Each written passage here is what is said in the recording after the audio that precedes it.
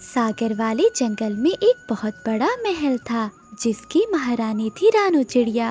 रानू चिड़िया की ख्वाहिश थी कि उसके जंगल में कोई भी पक्षी गरीब ना हो, इसीलिए वो जंगल के पक्षियों में कुछ न कुछ बांटती रहती। गोरी, काश महारानी की मेहरबानी मेरे ऊपर भी हो जाए और मैं भी अमीर बन जाऊं। हाँ हाँ, क्यों नहीं।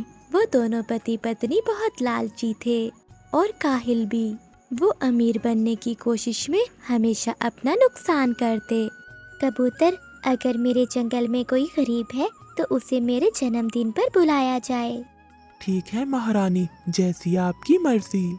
रानू चिड़िया के जन्मदिन पर जंगल के सभी पक्षी रानू चिड़िया से मिलने आते हैं। तभी गोरी कौवा और कालू कौवा भी आते हैं। महारानी, ये कालू कौवा और गोरी कौवी हैं। ये बहुत गरीब हैं। सुनो कालू कौवे, आज मैं तुम्हें चंदन का बाग तोहफे में दे रही हूँ, जिससे तुम और तुम्हारी पत्नी अपना गुजारा कर सकते हैं। बहुत बहुत शुक्रिया महारानी, आप बहुत अच्छी हो। अगले दिन कालू कौवा और गोरी कौवी चंदन के बाग में पहुँचते हैं तो उनकी लालच और भी बढ़ जाती है। कालू जी, हमें इन पेड़ों से क्या मतलब? ना ही इन पेड़ों पर फल हैं जिन्हें बेचकर हम अमीर बनेंगे। हाँ गोरी, तुम बिल्कुल ठीक कह रही हो। हाँ गोरी, इन खड़े पेड़ों का हमें क्या फायदा? असली फायदा तो तब पहुँचेगा जब हम इन पेड़ों को काट कर जलाकर कोयला बनाकर बेचेंगे। बंदर क्या जाने अदरक का स्वाद। बस यही हाल उन पति पत्नी का था। बगैर कुछ सोचे समझे वो दोनों पति पत्नी पेड़ों को काटने लगते हैं। गोरी, अब इन लकड़ियों को सुखाकर फिर जलाकर कोयला बना लेते हैं।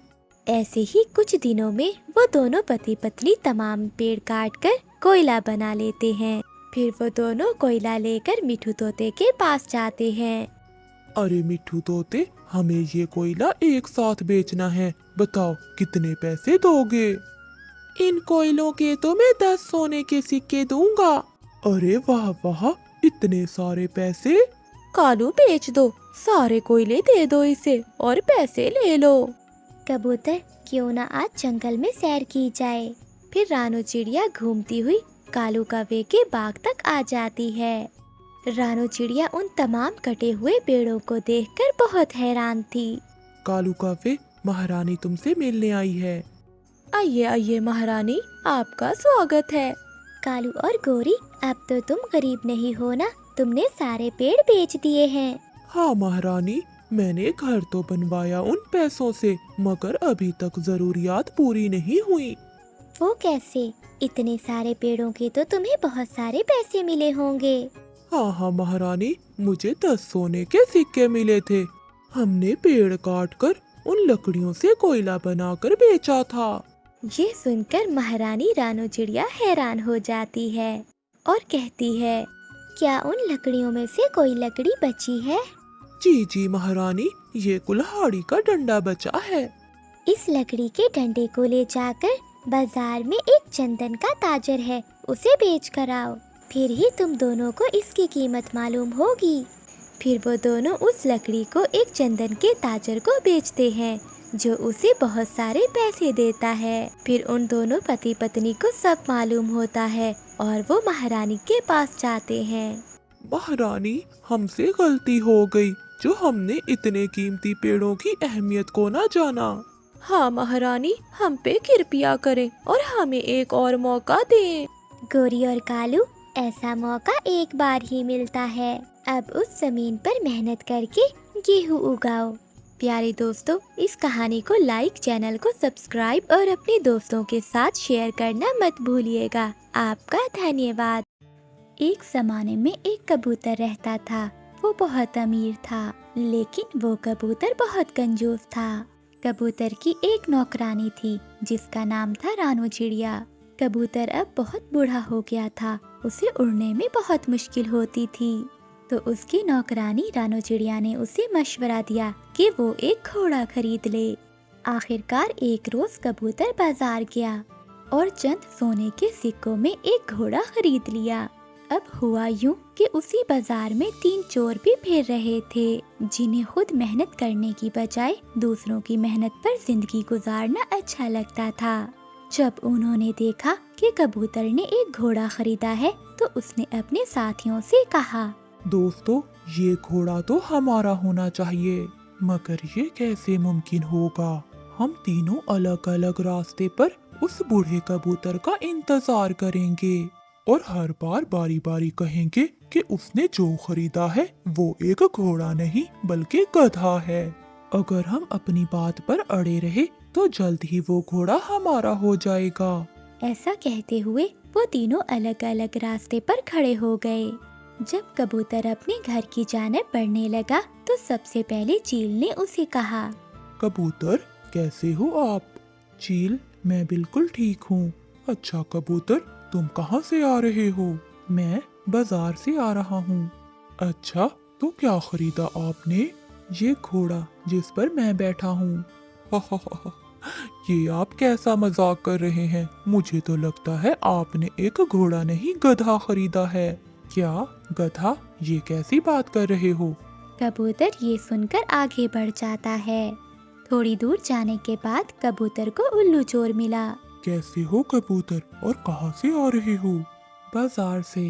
क्या चीजें वहाँ सस्ती हो गई हैं? आपने क्या खरीदा है? मैंने तो ये घोड़ा खरीदा है। अरे, आप भी अच्छा मजाक कर लेते हो। ये तो गधा है, घोड़ा नहीं।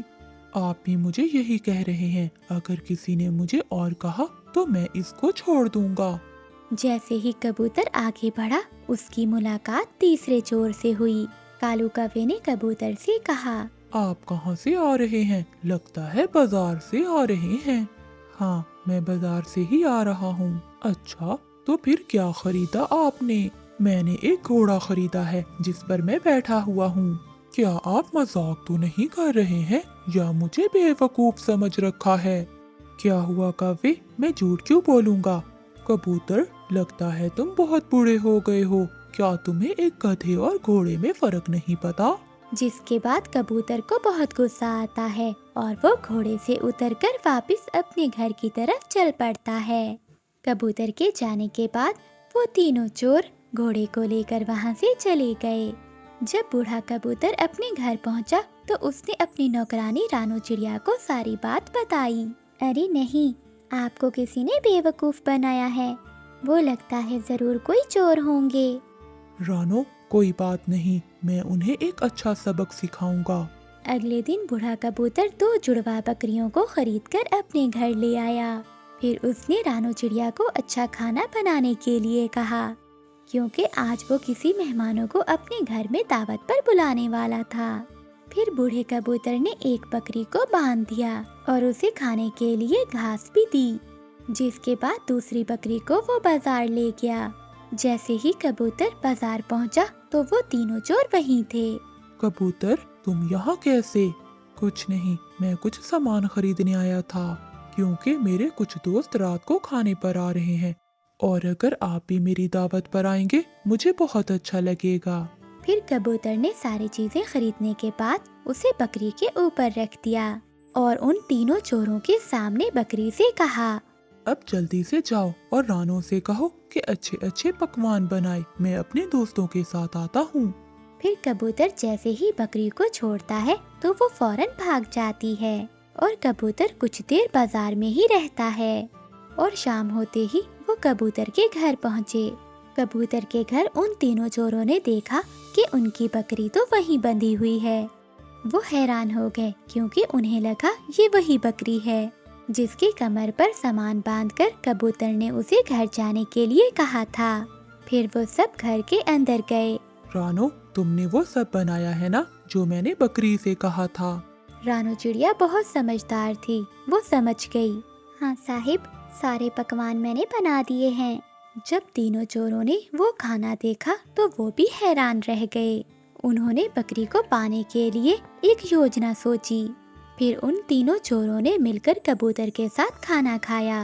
खाना खाने के बाद कालू कौवे ने कबूतर से कहा, कबूतर दोस्त, हम तुम्हारी बकरी खरीदना चाहते हैं। मगर कबूतर ने कहा कि वो अपनी बकरी को नहीं बेचना चाहता, लेकिन अगर वो खरीदना चाहते हैं तो उन्हें 50 सोने के सिक्के देने पड़ेंगे। चोरों ने 50 सोने के सिक्के फौरन दिए और खुशी खुशी वो बकरी को ले गए। घर पहुंचने पर कालू कौवे ने अपनी पत्नी गोरी कौवे से कहा। कल शाम का भोजन मत बनाना जब तक मैं नहीं कहूँ। अगले दिन उन तीनों चोरों ने बाजार से सामान लिया और उसे बकरी की पीठ पर रख दिया और बकरी से कहा कि वो उनके घर जाकर बता दे कि क्या क्या बनाना है। जैसे ही उन्होंने बकरी को छोड़ा तो वो वहाँ से भाग पड़ी। शाम के समय जब वो तीनों अपने घर गए और अपनी पत्नी को खाना देने के लिए कहा। अरे तुम सब पागल हो क्या? अरे तुम्हें किसने कहा कि बकरी बातें कर सकती है? तुम तीनों के साथ वही हुआ है जो तुम दूसरों के साथ करते थे। तुम्हें ये सब उसी का नतीजा मिला है। इसी को कहते हैं जैसे को तैसा।